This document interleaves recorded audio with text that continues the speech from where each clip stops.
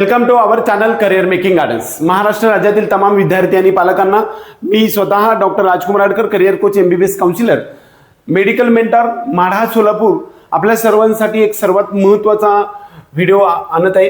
तो म्हणजे महाराष्ट्र राज्यामध्ये गव्हर्नमेंट आणि प्रायव्हेट MBBS साठी महाराष्ट्र राज्यामधील गव्हर्नमेंट त्याचबरोबर प्रायव्हेट MBBS साठी राऊंड 1 सगळ्यात महत्त्वाचा राऊंड 1 साठी एक्सपेक्टेड कट ऑफ आणि ऑल इंडिया रँक आणि मार्क्स किती असला पाहिजे या संदर्भात आज आपण चर्चा करणार. आणि सर्वात महत्त्वाचा टॉपिक जो आहे तो आपण हा जो सर्वसाधारणपणे अंदाज आपण ज्यावेळेस बांधत असतो त्यावेळेस आपण त्याचा विचार निश्चित केला गेलेला आहे. तो म्हणजे कट ऑफ रँक जो ऑल इंडिया रँक आहे ते 2025चा किती होता आणि ते जे त्यावेळेसचा रँकला आत्ता सध्याच्या मितीला म्हणजे 2026 मध्ये किती मार्क्स आहेत हे आपण आज पाहणार आहे. सर्वात महत्त्वाचा मुद्दा, ओपन कॅटेगरीसाठी 43,806 एवढ्या रँकला पहिल्या राऊंडमध्ये, मी सगळ्यात महत्त्वाचं सांगत आहे की पहिल्या राऊंडला सांगलेलं आहे. बऱ्याच वेळा याच्यापेक्षा कट ऑफ 5-6 मार्कांना खाली येणार, 6-7 मार्कांनी. तो पण टॉपिक लक्षात घ्या. म्हणजे पहिल्या राऊंड नंतर सुद्धा बरेचसे विद्यार्थी ऑल इंडियात जात असतात, खूप सारे विद्यार्थी MZIPMERला जात असतात, खूप सारे विद्यार्थी म्हणजे अदर स्टेटमध्ये असतात किंवा एलिजिबल होत नाही, बऱ्याचशा गोष्टी असतात.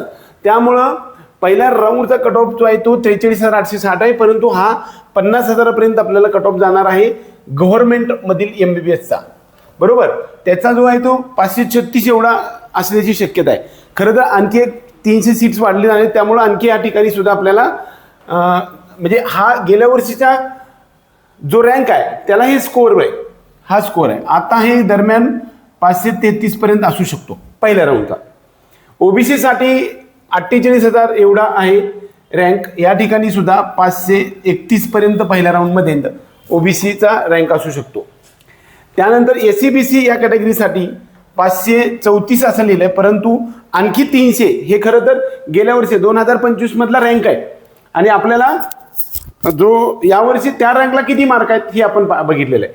परंतु यामध्ये आपल्याला असं पण दिसत आहे की सध्याच्या मितीला SCBC साठीचं जो या रँकवरती किती मार्क्स आहेत तर दरम्यान 528 पर्यंत वगैरे रँक आहे.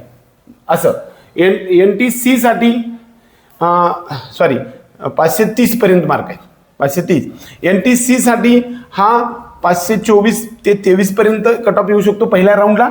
खरं तर हे गेल्या वर्षीच्या तुलनेत आहे, या वर्षाने 3,000 रँक कमी म्हणजे रँक वाढणार आहे, म्हणजे मार्क्स कमी होऊ शकतात. EWS साठी 69,000 आणि 516 एवढा, 69,000 होती 516 एवढे मार्क्सला आत्ता सध्याच्या मितीला आहे आणि 300 सीट्स वाढलेल्या आहेत. त्यामुळे इकडं 514 पर्यंत वगैरे आपल्याला कट ऑफ येऊ पहिल्या राऊंडला येऊ शकणार आहे गव्हर्नमेंटचा. व्हीचे कॅन्डिडेटसाठी 84,500 तर हा 90,000 पर्यंत म्हणजे 501 किंवा 500 पर्यंत आपल्याला इकडे मिळू शकणार आहे. दुसरा महत्त्वाचा मुद्दा, NTB या कॅटेगरीसाठी, NTC आपण पाहिलंच आहे, NTB या कॅटेगरीसाठी 1,23,000 म्हणजे 473 472 पर्यंत कट ऑफ लागेल. SC साठी 1,61,000 तर हा जवळपास 450 पर्यंत कट ऑफ येऊ शकते. ST कॅटेगरीसाठी सुद्धा जे वाढून आलेल्या सीट्समध्ये खरं तर 3,43,520 पर्यंतचा गव्हर्नमेंटला लागलं होतं, हे 328 पर्यंत वगैरे पहिल्या राऊंडमध्ये येऊ शकणार आहे. सेकंड राऊंड, थर्ड राऊंडमध्ये आणखी बदल होऊ शकणार आहे 100%. परंतु आपण हे फर्स्ट राऊंडचं पाहतोय. स्ट्रीफिकेशन राऊंडमध्ये तर ह्याच्यापेक्षा कमी येऊ शकणार आहे, कारण तो आपण कट ऑफ पकडतच नाही.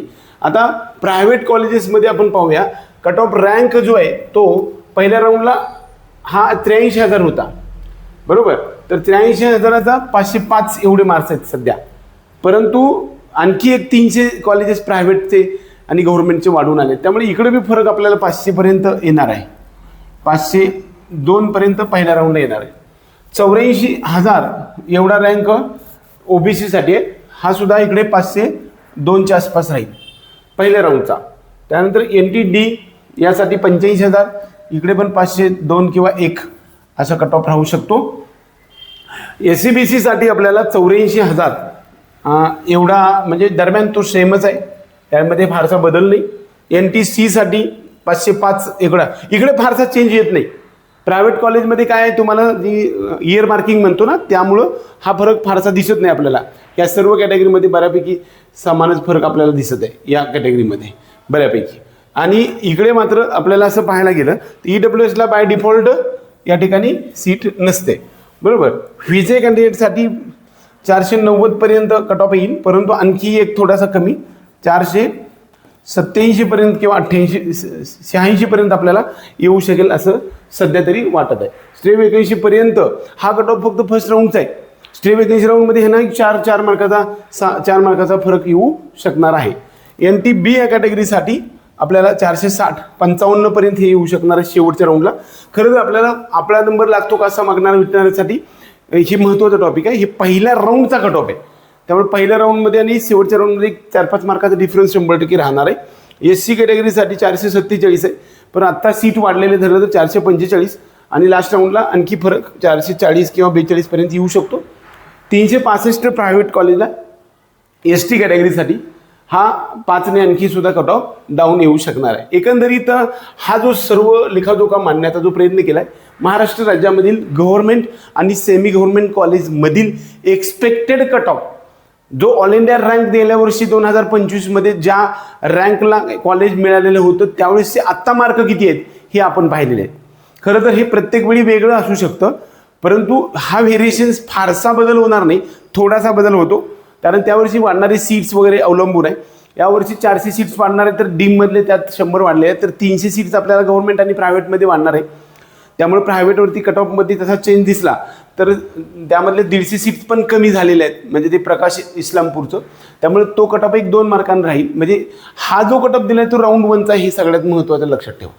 त्यामुळे याच्यामध्ये आणि राऊंड 3मध्ये किंवा शेवटच्या कट ऑफमध्ये चांगला 5-6 मार्काचा फरक असू शकणार आहे. एकंदरीत आपल्या सर्व विद्यार्थी आणि पालकांना नीट UG 2026 MBBS गव्हर्नमेंट त्याचबरोबर प्रायव्हेटमधील एक्सपेक्टेड कट ऑफ आणि रँक 2025च्या तुलनेमध्ये 2026मध्ये किती मार्क होते याच्या संदर्भातला डिटेल स्टडी मांडण्याचा प्रयत्न केला. हा व्हिडिओ आवडला तर व्हिडिओ लाईक करा, त्याचबरोबर चॅनलला सबस्क्राईब करा. आपला पेड काउन्सिलिंग प्रोग्राममध्ये ज्या विद्यार्थ्यांना यायचं आहे त्यांनी ह्या नंबरवरती संपर्क करू शकतात.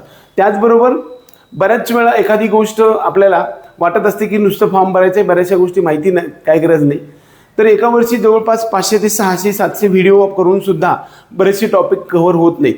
प्रत्येक टप्प्यावरती प्रत्येक स्टेपवरती माणूस चुकतो आणि परत आयुष्यभराची तुम्हाला त्याची किंमत मोजावी लागते.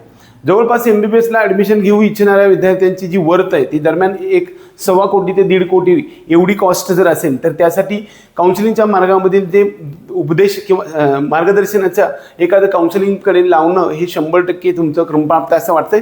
कुणाकडे तरी जाऊन तुम्ही काउन्सिलिंग प्रोसेसमधले तज्ज्ञ मार्गदर्शकाची सल्ला घ्यावा असं मला वाटतंय. मी जर पालक या नात्यानं पाहायला गेलो तर 100% मी सुद्धा एखाद्या चांगल्या एक्सपर्टचं ओपिनियन घ्यायला मला निश्चित आवडेल. एवढंच या निमित्तानं सांगून आपल्या सर्व विद्यार्थी आणि पालकांना आपल्या पेड काउन्सिलिंग प्रोग्राममध्ये खूप सारे विद्यार्थी जॉईन झालेत, पण तरीसुद्धा आणखी सुद्धा आपली सिस्टम चालू आहे. आपल्या सर्वांना हार्दिक शुभेच्छा देऊन आजचा हा व्हिडिओ संपवतो. त्याचबरोबर बऱ्याच जणांना वाटत असतं की बाबा माझं ऑफिस कुठं आहे, रोज ऑफिसला येणं शक्य नसतं. ऑफिस तुमच्या घराच्या शेजारी असून सुद्धा उपयोग नाही. 100% तुम्हाला ऑनलाईन सुविधा मिळते आणि एकही माणूस आपल्याकडे येणारा म्हणजे नकारार्थी नाही आहे, म्हणजे त्यांना काही मिळालं नाही असं झालंच नाही. 100% बेनिफिशरी असतेच असते. ते प्रत्यक्ष ग्रुपमध्ये आल्याशिवाय किंवा काउन्सिलिंग प्रक्रियेमध्ये भाग घेतल्याशिवाय कळत नाही. आपल्याला खूप माहीत आहे असं वाटतं, परंतु प्रत्यक्षात ग्रुपमध्ये आल्यानंतर लक्षात आलं की आपल्याला काहीच माहीत नसतं. डेली अपडेट्सच्या माध्यमातून एखादा टॉपिक जर मिस झाला तर 100% आपल्याला त्याची मोठी किंमत मोजावी लागते. एवढंच या निमित्तानं सांगून आजचा हा व्हिडिओ संपूया. जय हिंद.